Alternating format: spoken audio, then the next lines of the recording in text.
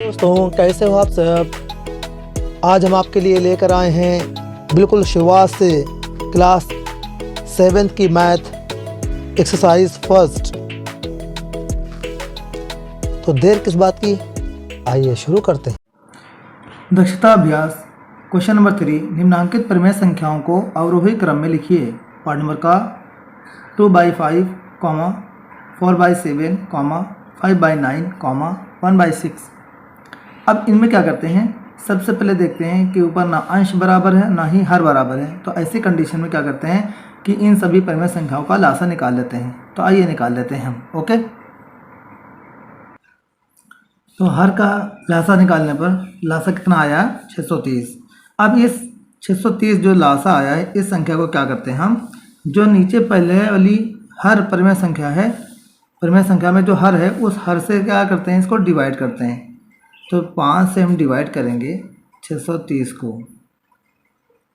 ठीक, तो कितना आएगा, 5 कम 5, 1 बचा, 3 निकालेंगे और ये 0 लिख देंगे। आएगा आपका 5 दूनी 10, 3 बच गया। अब ये 0 उतार लेंगे, यहाँ पे 0 नहीं उतारेंगे। ओके, अब आएगा 5 का 30, यहाँ पर कुछ नहीं बचेगा। ओके, ऐसे ही सारी परिमेय संख्याओं का हर से क्या करते हैं हम, भाग करके और भागफल ज्ञात कर लेते हैं। अब क्या करते हैं, 7 लिखा है हर परिमेय संख्या में, जो हर दिया है वो 7 दिया है। 7 से क्या करते हैं हम, 630 को डिवाइड कर देते हैं तो आता है 90। ऐसे ही अगर 9 वाले से डिवाइड करेंगे 630 को, आएगा तो 70 आएगा, है क्या नहीं, यहाँ 90 आ रहा है तो 70 आ जाएगा। अब यहाँ 6 वाले से डिवाइड करेंगे तो आएगा, 6 से डिवाइड करेंगे तो आएगा 105। अब ये सम संख्या जो भागफल अगर आ गया है तो इतना करने के बाद सीधे क्या करते हैं, जो ये संख्याएं लिखी हैं वो ऐसे ही उनको उतार लेना। तो लिखा है 2/5। ओके, अब इतना लिखने के बाद सीधे क्या करते हैं, 2/5 ये लिख लिया, फिर इसे 4/7 लिखा है लिख लिया, 5/9 लिखा है लिख लिया, 1/6 लिखा है लिख लेना।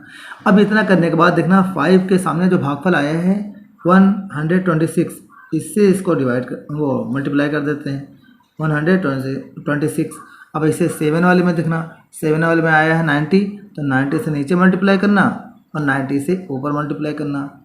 ऐसे ही आएगा 9 के सामने आएगा 70, 9 7 जा 63 होता है, तो ऐसे कर लेना। तो आ जाएगा आपका 70। अब 6 वाले में आया है 105, तो 105 से मल्टीप्लाई कर लेना। ओके, अब ये धासु टिक के बाद सीधे क्या करते हैं, इनमें इनका मल्टीप्लाई कर लेते हैं। मल्टीप्लाई कितना होता है आपका, 2 से मल्टीप्लाई करेंगे 6 की, तो 2 6 जा 12 और 2 2 जा 4, 15 और 2 1 जा 2। बाई कितना है आपका, 63 आएगा। आगे 0, 5 से जब मल्टीप्लाई करते हैं तो 0 लग जाता है। ऐसे ही 4 9 जा 36, बाई कितना हो जाएगा आपका, 63। आगे 0 लिखा है लिख लेना। 5 7 जा 35, आगे 1 0 है 1 0 कर देना, और 9 7 जा 63, 1 0। ऐसे दिया है 105 1 जा 105, बाई कितना हो जाएगा, 630। ओके, इतना करने के बाद सीधे देखते हैं, जब इन सभी परिमेय संख्याओं में हर क्या हो जाता है, बराबर हो जाता है, तब ऊपर वाली संख्या में देखते हैं। अगर अवरोही क्रम कह रहा क्वेश्चन में, तो अवरोही क्रम में सबसे बड़ी पहले बड़ी संख्या लिखते हैं। तो इनमें देख लेना सबसे पहले सबसे बड़ी संख्या कौन सी है, तो 360, ये वाली संख्या पहले कर लेते हैं। फिर उसके बाद में कौन सी है, 350, फिर उसके बाद में 252 और लास्ट में 105। ऐसे क्रम में लिख लेते हैं। तो आइए लिख लेते हैं। अवरोही क्रम में लिखने पर तो क्या गया, 360, उसके बाद में दिया है 350, 252, 105, इस तरह। और बाकी नीचे में हर क्या है, समान तो है, ये सब में है कि नहीं है। अवरोही क्रम में लिखने के बाद अब इनमें क्या करते हैं, इनका मान डालते हैं। तो 360 वाला मान कितना है, 4/7।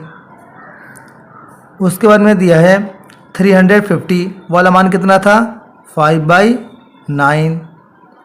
उसके बाद में दिया है 252, इसका मान कितना दिया है 2/5। और लास्ट में दिया है आपका 105 वाला मान कितना दिया है 1/6। इस तरीके से सभी परिमेय संख्याओं को क्या करते हैं अवरोही क्रम में लिख लेते हैं। यही आपका आंसर हो जाएगा। ओके, नेक्स्ट क्वेश्चन है क्वेश्चन नंबर ख -4/11, 1/-3, 5/-7, -3/4। अब इन परिमेय संख्याओं में देखते हैं ना अंश बराबर है और ना ही हर बराबर है, तो क्या करते हैं इन परिमेय संख्याओं का लासा निकाल लेते हैं। तो आइए लासा निकाल लेते हैं।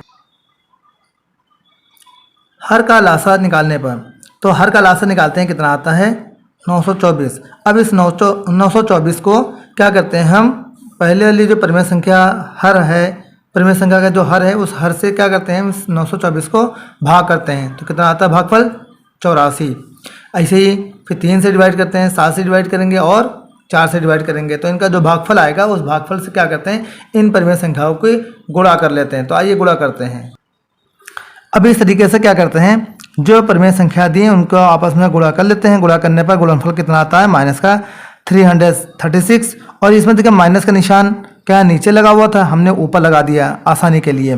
तो अब क्या कर देंगे माइनस का निशान चाहे नीचे लगाओ या ऊपर लगाओ, हालांकि आसानी के लिए अभी ऊपर लगा दिया। ओके, तो दिया है माइनस का 308/924 और माइनस अगली संख्या है माइनस का 660/924 और लास्ट वाली संख्या है माइनस का 693/924।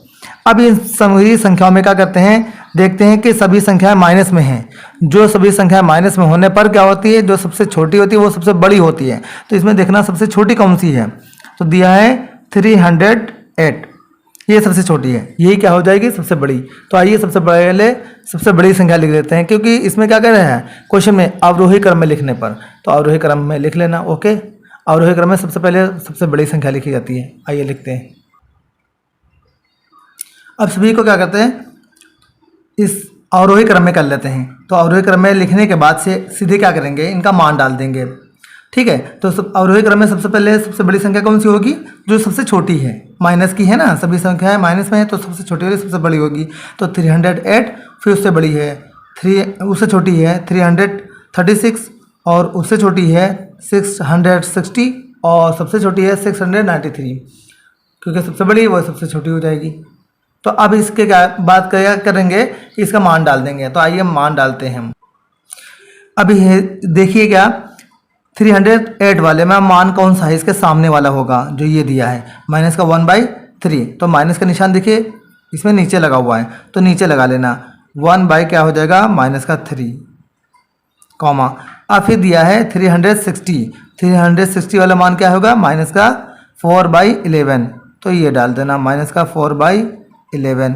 उसके बाद में दिया है 660 वाला मान क्या है माइनस का 5/7, ये डाल देना।